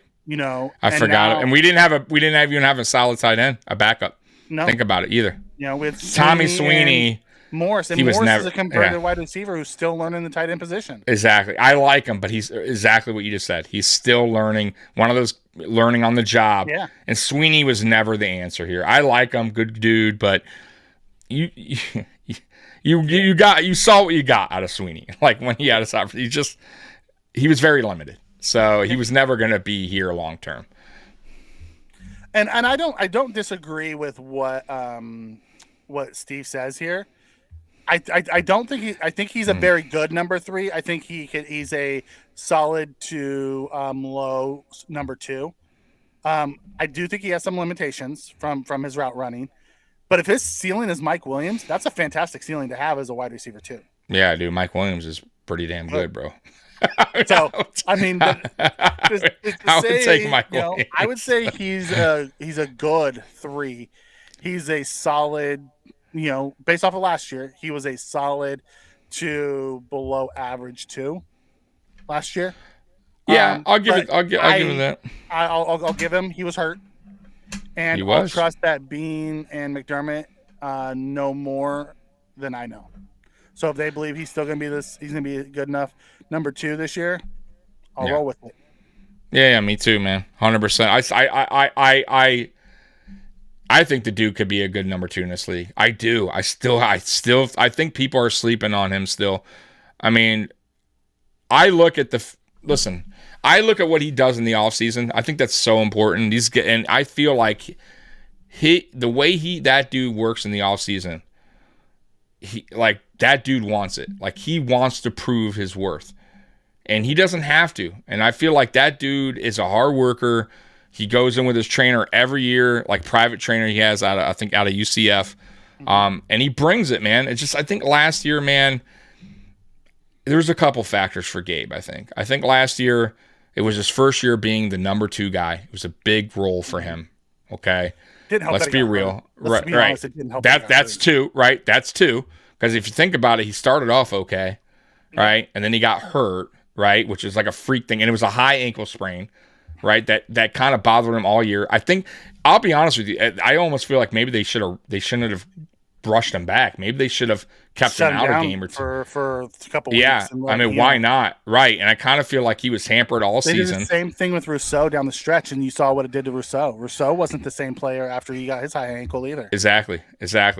I mean, you see, like they did Ed Oliver, right? Like Ed Oliver was out a couple games, I believe. So touche, Spin. In fairness, Davis has had an ankle injury every year he's been here. I mean, well, listen. I mean, let's hope this year he doesn't. But let's be honest. Last year, everybody was hurt. Yeah, everybody had injuries. I mean, our quarterback who never gets hurt. Vaughn hurt. I mean, it was just a weird season last year. Let's hope this year. We were so healthy for so many straight years that we were bound to have a season like we had last year. But I just feel like, go ahead, Mikey. I want to hit John's comment. It says if we cut Shorter, someone will claim him. I absolutely 100%. Believe someone will claim him. I think Shorter's going to make it. I think he's going to be wide receiver 6. Yep. I think he'll be a 4-core special teams player, or he'll be one of the inactives, 1 of 2. We're not going to see him much on offense unless there's something really wrong has gone on. I agree. Unless there's no, I'm telling you right now, like Brandon Beane's pretty high on this dude. Like I think he likes him a lot. I just feel like the only way that's going to happen is if he just bombs out in camp. I mean, if he looks terrible or he gets hurt right away and they put him on. He doesn't look good as a special teamer. I think the only way he doesn't make it is if he bombs special teams. Or he gets injured too. Like that you can see happening. They wind up putting him on like a, what do they call it? IR. But they call it something else too for like, I think they have like a season ending. They call it something. I know IR, but they have another term for it. But either way, I can see him getting him on there and just have him sit out. But I'm hoping he doesn't get hurt. But I don't see him going to the practice squad because I can see him getting picked up. But yeah, I see him making the team. I do. Yeah. Surprise cut. Oh, here's one. Spen says, I think our 6 are set. Diggs, Davis, Shakir, Sherfield, Hardy, and Shorter are the locks. D-Hop will be the disruptor. Yeah. If D-Hop comes in, I do think that point it's going to be rough for Shorter to make the team. Yeah, there's no doubt at that point. Yeah. And I wouldn't be mad. I love this question. Who is your surprise cut? Whew, surprise. And there's always surprise cuts, by the way. So, golly. That is a tough one. Okay. That is tough, think about it for a second? man. You want me to go first? Yeah, because that's tough, okay. Man. Me, personally, I think it's going to be Tim Settle. We're not going to get any money for it. And it's actually because we're just going to eat his contract. And I don't know if it's going to be a cut. It might be a trade. Because a lot of the guys, I think that would be surprise cuts we can trade out, out there. Oh, John comes in and says Hamlin. Nah, I don't think so. I'm gonna say, I don't know. I'm gonna go with Dane Jackson. Dane Jackson. Surprise cut. Okay. I do. I listen. I give the dude respect. I think that I 6th round pick, right? Got his out or 7th round, 6th round pick. Got it. Yeah. Got to be a starter in the NFL. I still think he can go somewhere else. I just feel like Dantzler gonna take his job. I feel like right now you got Kyrie Elam, Christian Benford, Dancer. I just feel like those guys right now are a step up from Dane, and I just don't see Dane making the team because of that. I feel I could be wrong. I don't know. I know they like Dane. They obviously have kept him around, but I like I said, I'm just throwing that one out there. I have no idea. Tim Settle's a great one, by the way. That's a great. Yeah, that's a great. Because it's no money saved on the Tim Settle deal. But if they decide they only want to go with 4 instead of 5 D tackles, I can see Settle being the one that, know who could really, that might blow your mind, that could be a surprise cut? Jordan Phillips. Yeah, you're right. I don't want that. I don't either. But I told you earlier. Well, I actually told you last week. I felt like Poona Ford is they're like the same guy, but he's a younger version, and the younger version's probably a lot healthier and younger. Right? Well, he's younger for sure, but he's healthier. And Jordan Phillips, the last 2-3 seasons, has not been a healthy dude. And I love him. I love when he's healthy. I love what he brings. But you got a steal in Poona Ford. Yeah, it's a 1-year deal. They're not, it is what it is. But who knows, man? He is a favorite. Listen, they love Jordan Phillips, though. I got to say, too, Brandon Beane, Sean McDermott, they love him, but we'll see. Yeah, and here Spence says Settle's a $5 million dead cap. Yeah, and O.J. Howard was a dead cap, too, and they cut him still. Because then if Settle will be picked up by somebody, and then it would offset with whatever he got paid, would help offset what we get credit back later on. I don't know if they would truly cut Settle. They might try to trade Settle to offset it so we don't have that dead cap. But I could see someone like Settle, Phillips. I'm trying to think from an offensive line standpoint. I don't think there's anybody on the offensive line that would surprise me. Yeah. I was thinking Bacher, but is that a surprise? Like even Hines, if Hines was cut because we have Sunday, even that's not a surprise. I think of one of those DNs or D tackles like an AJ. They just cut AJ or Boogie. That would surprise me. I think you can get something. You're right. That would surprise me because I feel like you can get something for him. Yeah. And if you couldn't and they cut him, that would surprise me that other teams weren't even willing to give up a 6th-round pick for him. Yeah. That you couldn't get anything for him. That would be surprising. No, the dead cap is we already paid, so we'll never get reimbursed for that money. There's partial. So for the dead cap, yes, I do agree with you, Spen. But for this year's base salary, it would offset as well. Like we get credit back for some of the base salary, not the dead cap, because I know we've already paid them. I don't think that will happen, but that would be a surprise cut. I'm trying to think of who would be a surprise cut. I don't know, man. Like Bacher wouldn't be a surprise cut to me. No, that's what I'm saying because he's not a surprise cut if you cut like Bates or. Bates no, they're not cutting. I don't think they're going Bates. to. But Morse would. I think Morse would be cut before Bates. But I don't think they're going to do it. I think they're going to play out Morse's contract. Morse has dead cap attached to him this year. That's what I mean. But I think they're going to. I think they're still going to. I just want to see him, even if he didn't. I just think they're going to. I don't think we're going to. I think they have their. I think they dislike his leadership. Yeah. I think they. You know what I mean? I think they trust him behind Josh right now, and then they'll groom the next guy if that's Ryan Bates or out of the draft. But. I've been hearing Mahomes built football field at his house and works with his receivers weekly through the summer. I wish Josh had that passion. It worries me. I want championships. I'm not even going to go down that hole. I'm not even going to go down that hole. I will, because this is interesting, Mikey. I'll go down the hole only because this is interesting. Because I don't think it was Eric that chatted me, but somebody commented on my video last week or our video. I think it was our video. And said, I love Josh, and I don't think it was him. I love Josh, but I didn't like the whole comment he made about when he was on the Bussin' with the Boys. Yeah, it was us, actually. I'm sorry. It was me and you last Friday.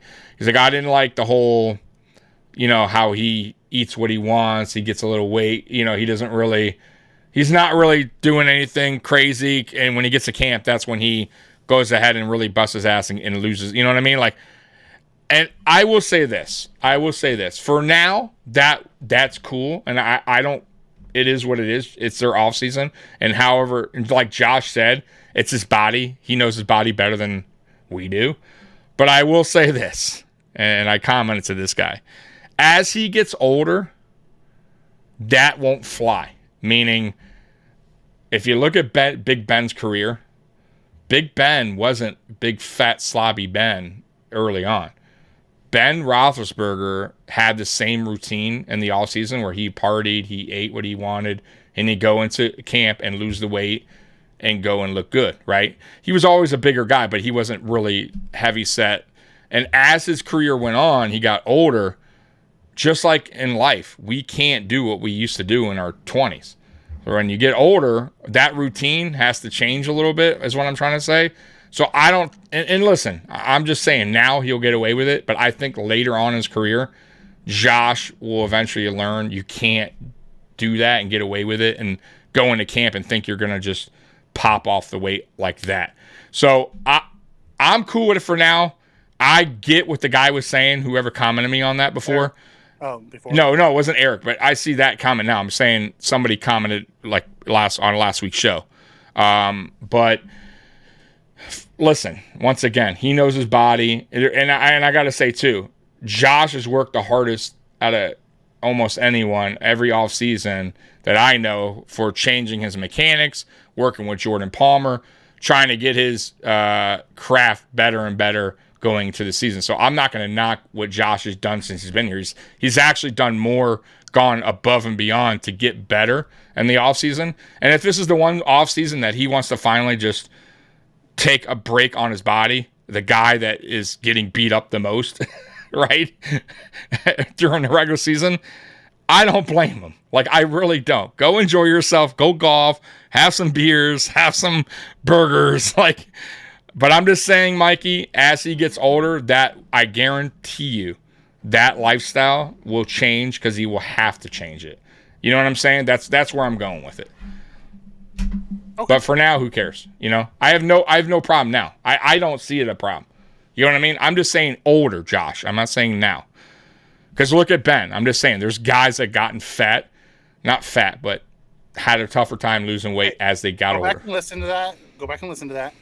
If you listen to his very next sentence, he said, just like my game inside of running, it has to change. For now, this is what I'm doing, but I will continue to adapt as my career goes. Right. Okay.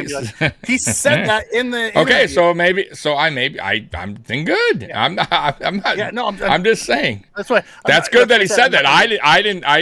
That's good. I'm just. I guess I'm repeating what he's saying then because I missed that part. But either way, that's good that he at least acknowledges that and knows that. You know, it's funny to. I'm looking at the chat and this says every year he used to work out with Jordan Palmer. Now he doesn't. How do you know he doesn't? Because they don't talk about it?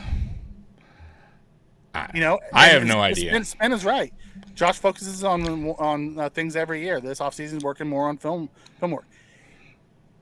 It's funny to listen to the fans. Like, everyone was talking about Patrick Mahomes because they were promoting it. Josh doesn't promote what he does right now. You know? And that, once again, I don't listen. You guys have to understand a couple of things.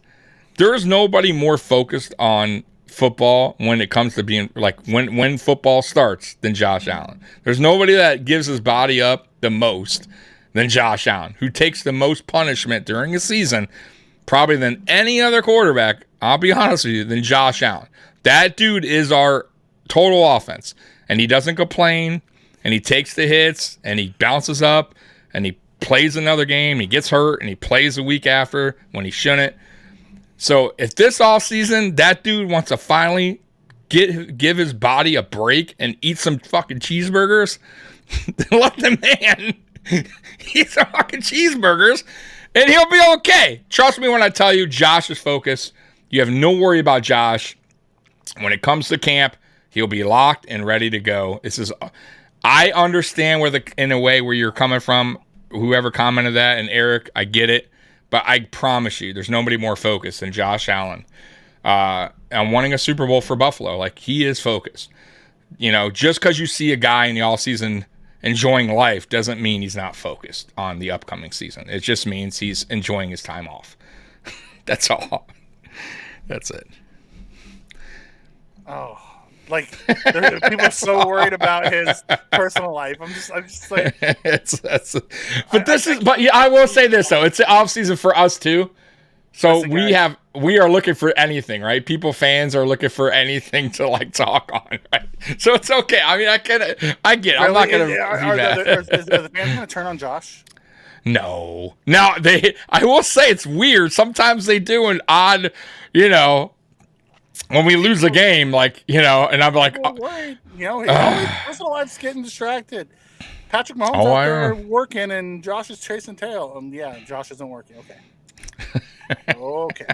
You realize Patrick Mahomes and Josh Allen both are on pace to break a NFL record with 3 straight seasons of 35 plus touchdowns, right? Really, right. Josh Allen has the most yards in the NFL over the last 3 seasons, right? but let's worry about him. He's fine, guys. Trust me. This isn't a case of Kelvin Benjamin. I promise you. Such a good show, and such a weird note. It's good, man. So, anything else? Anything else on the that little Jezebel looks like trouble. Oh man. I will tell you this: the lifestyle that Patrick Mahomes has, married with a kid. Josh Allen is a superstar quarterback who's single and broke up with his girlfriend and is now out enjoying his status. I mean, yeah, he's listen, if he comes back this year and he throws 25 interceptions and looks like slow, crap, right? Sluggish. Okay, I'll give you something. But Haagen-Dazs after the games. Dude looks fine to me. You see him after losses, just eating tubs of Haagen-Dazs. Laughing, doesn't care because he's gotta smoking cigarettes on the sideline. What is he in the prison movie? They're giving him cheeseburgers. Come on. We'll be good, guys. I promise you. Joshua will be fine. Any last words, Mikey, before we get out of here? Who said he's the hardest working guy off the field? Scott?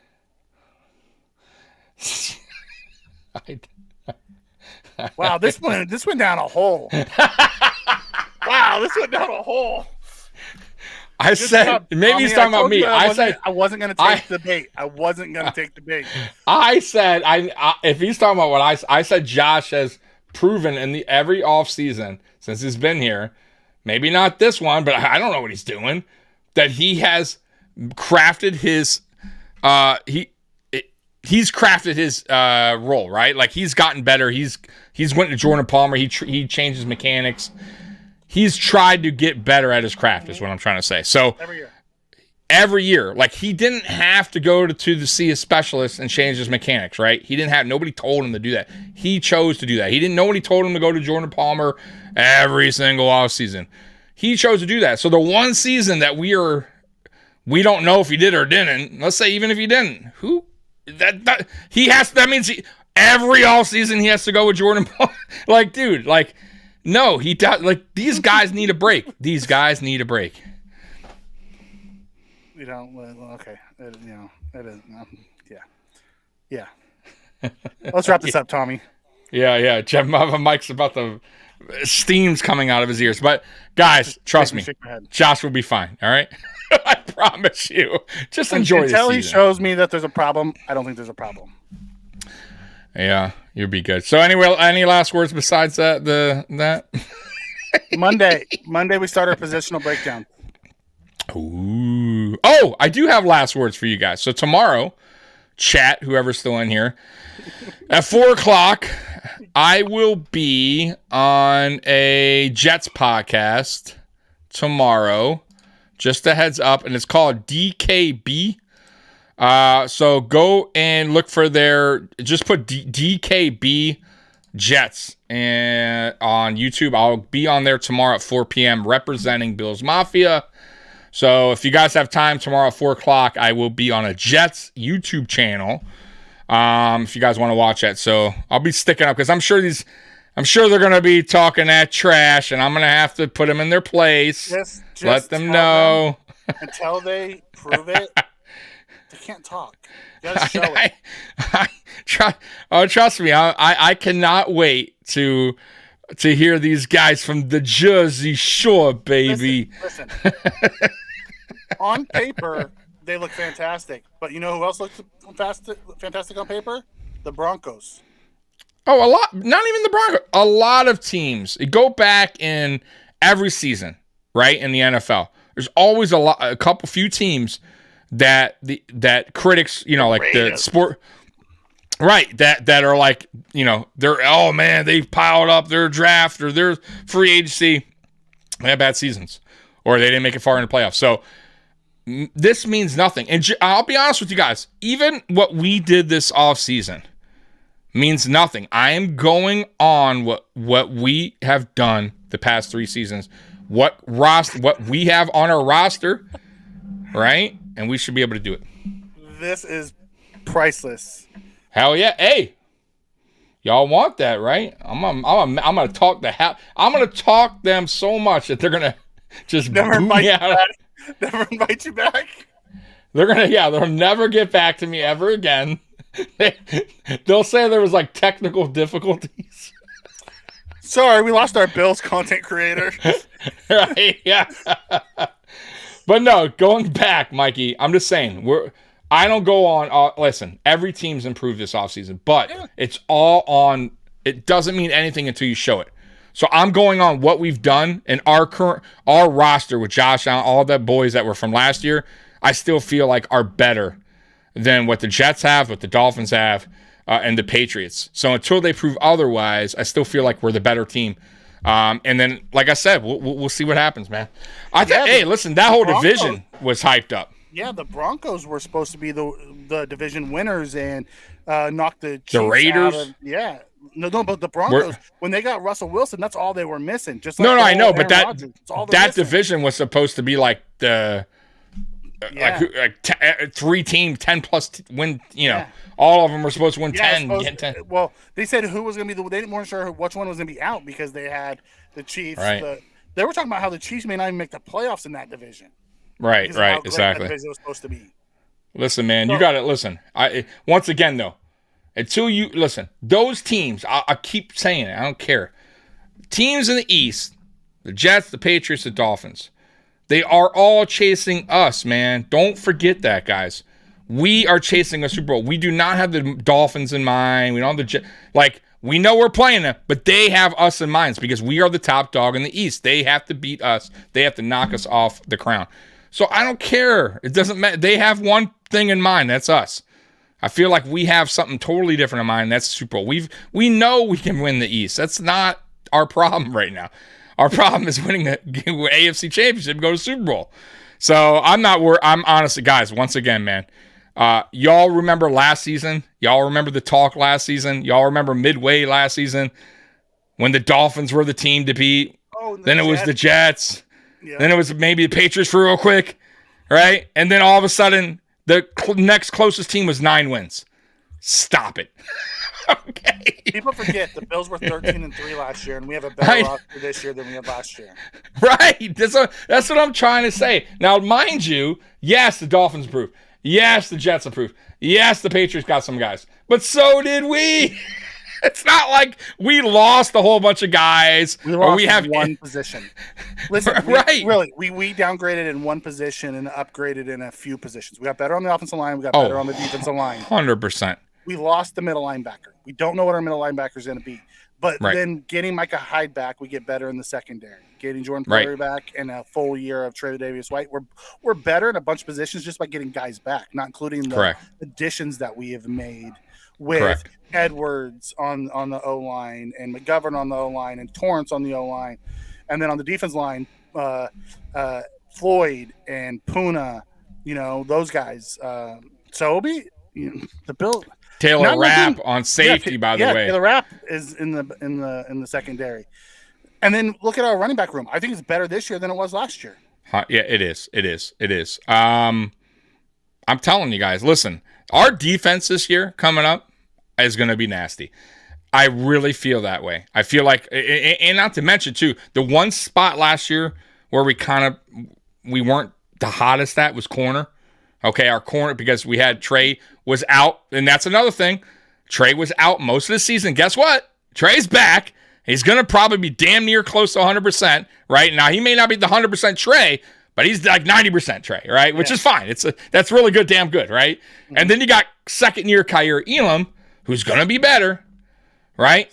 And then you got Christian Benford. Christian Benford. Right. So I'm telling you guys that DBs are going to take a major step up from what they did last year. Dane Jackson, and don't forget, you also have Cam Dantzler. That's right. Who's a proven, starting corner in this league. That's now, right. That may not even make the roster. Right. And then we got burners at receiver that we didn't have last year. We upgraded our receiver room. Right. So, and I will say this, free agency isn't over, guys. I still feel like, even if we don't get Hopkins, I do feel like there could be a guy or two, and I'm not saying he's going to be a heavy hitter guy, but he still could be a guy that could contribute, and I still feel like will be a guy that will wind up signing with the Bills before the season starts. I just have a feeling. Who that will be, I don't know, but there's a lot of quality free agents out there, and there might be a surprise or two that we go, damn, I didn't see that coming. You know what I mean? And then we wind up cutting somebody and getting that guy on, and we're like, hey, that's an upgrade. Floyd was, damn, I didn't see that coming. I had no idea. I'll tell you who else. Yeah. I think Poona Ford caught me by surprise. I didn't think Poona Ford was signed that cheap. I had no idea Poona Ford was even available when he signed. I'll be honest with you. I thought he was already picked up at that point. Spin, you're right.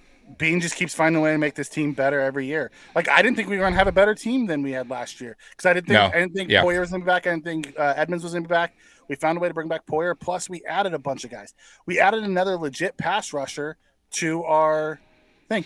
And it's not like he's just some, Joe Schmo. Dude had 9.5 sacks last year. And he has over the last 3 seasons. 3 years. Yeah, 3 in a row. He's averaged about 9 sacks. And he's played on the same defense as Vaughn. So they know how to play off of each other. So I'm excited. Right. I'm and you got it. And you got McDermott, who's also going to prove his worth as defensive play caller this season. Find out. And listen, I will say this. When he took over play calling from Frazier a few times, if you go back and look at those games, it was a big difference in play and yards per play. When that Charger game, we played the Chargers. I'll never forget that. 9.6 they averaged first half. He took over second half. They averaged 2.6 a play. I mean, wow. Like, and matter of fact, we were bringing heat. It was just a different type of defense. And I just, like I said, Mikey, I do kind of wish that if McDermott saw it then, why didn't he make a decision sooner? You know what I'm saying? Like, why wait so long? You know what I mean? Why take over play calling a few times? It's almost like he was just like, maybe Frazier will catch on to what I like. I don't get it. Like, I just don't understand it. Frazier was not a bad defense coordinator. No, I didn't say he was bad, but I just think they were both different philosophy on how they wanted to play their defense. And maybe they were playing tug of war at times. And maybe that's what happened at the end. I don't know, but I just feel like if that was the problem, tug of war, just you should have moved on. Like, you should have just been like, hey, Frazier, you know what I mean? Or do the play calling earlier. You know what I mean? You should have took that role earlier. It's not like NFL coaches don't do that. There's plenty of coaches that are offensive coordinator and head coach, defensive coordinator, head coach. You know what I mean? So I don't know. I just wish he would have done that. Yeah, but that's the problem, Spin. Yes, great regular season, but he didn't adapt in the playoffs. He never changed his philosophy. It was the same defense. He never ever changed. Actually, worse in the playoffs. Like, they went more basic in the playoffs than they did before. You're right. No, you're right. It was almost like I said, they play scared. Like, I don't get it, man. But it is what it is, man. That's over. That is over. It is McDermott's time. I will say this, though. If this defense looks bad, I don't know what to tell y'all then. You got a problem on our hands. I don't disagree, Steve. I don't think so, though. I don't disagree, Steve. I believe it still digs in a bunch of players. The difference between this year's receiving core and last year's receiving core is speed. We have 100%. Speed this year. And speed can help an average person look better. You got speed and you got potential. I want to keep throwing that out there. I don't believe there's all average across the board.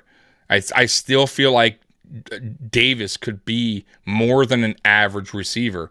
And I feel like Sherfield could be getting a little bit past that if he can show his worth. And Shakir. If Hardy can stay healthy, he's electric. Dude, yes. So I'm just saying, as of now, I agree in a way it's a question mark, but I kind of feel like Davis is very borderline on that average remark. I don't think he's average. There's a lot of average receivers with less receiving yards last year that don't do it. So Davis stays the same, Dick stays the same, Shakir stays the same. So let's look at McKenzie, and Crowder versus Hardy and Sherfield, right?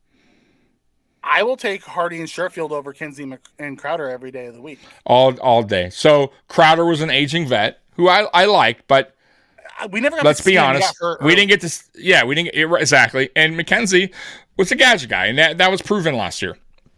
And I like the guy. He is what he is.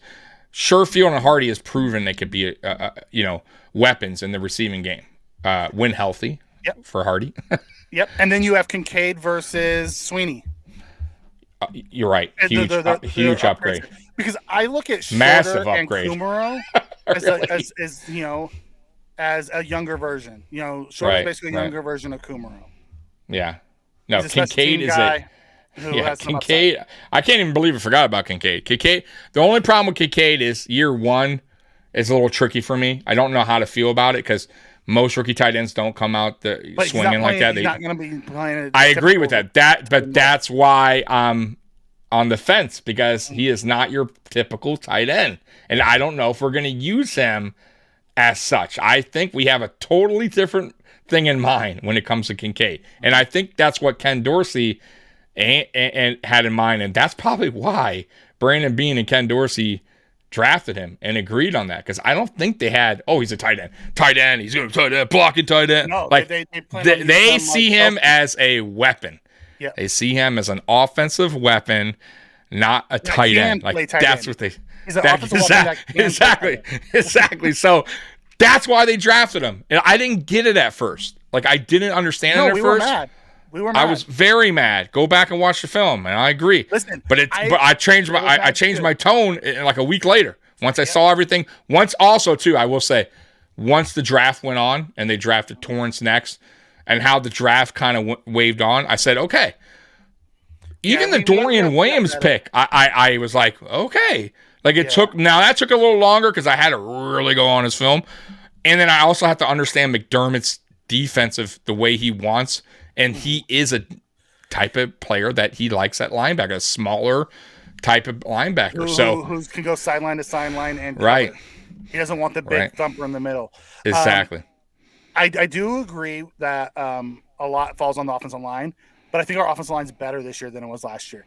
Like McGovern, say what you want about McGovern. He's not a great run blocker, but he was a really good pass blocker last year. And that's what we were hurting on last year was the pass blocking. He was average to below average run blocker, but he was above average pass blocker, and that's what hurt us last year. So it'll be interesting to see how that plays out. I'm excited. Dude, that's another thing. Our depth at offensive line this year, our depth is so much better, and we got younger. At the offensive line. So instead of having an older Saffold, we got a younger McGovern, right? Yeah. Then we got Edwards. Then you also got Brandon Shell, who's a younger guy. He's not super young, but he's. Did you know Brandon Shell is actually related to Art Shell, the Hall of Fame offensive lineman? Oh yeah, no, I had no idea. His nephew. That's crazy. Okay, hey, cool. I didn't know that either. I did not know that. But no, we definitely listen, man. That's a. Oh, hey, I'm by myself. Well, guys, I am by myself.